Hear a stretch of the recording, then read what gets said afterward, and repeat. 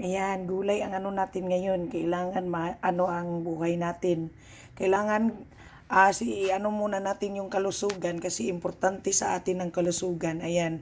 Ang mga nilalagay ko diyan is ang chayote, kalabasa, carrots at saka potato. Ano lang naman yan, yung simple lang na luto, yung lutong Pinoy ba? 'Di ba? Ang importante ano yung bang hindi lang mabusog yung may ano talaga, may sustansya, ayan.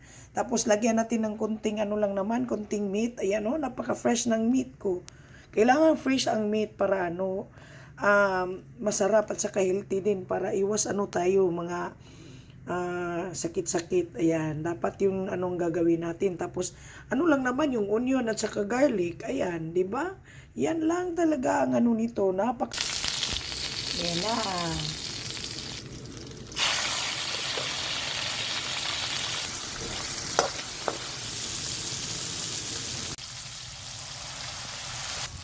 Ayan na, ganyan kasarap na para ano, pwede nalagyan ng ano, gulay.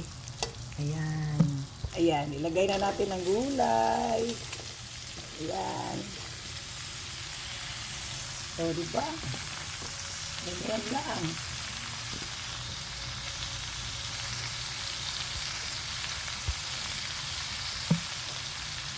So, guys.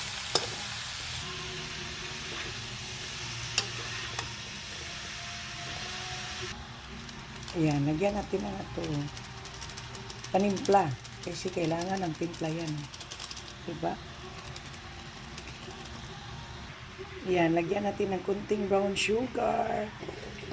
Ayan na, paluto na. Ayan, nagpitsay. Kailangan may pitsay kasi isa din yan sa nagpapasarap. Lagyan natin ng pitsay. Ito talaga yung nagpapasarap ang pitsay talaga. Kaya gustong-gusto ko may pitsay eh. Yan, di ba?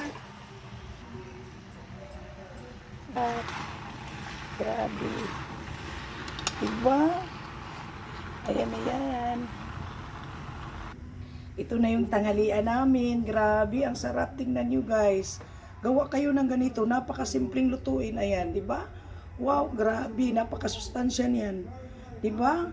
Kunti lang nilagay ko na meat guys. Hindi na kailangang damihan. Ayan. Thank you so much sa pagpapanood ng ano ko.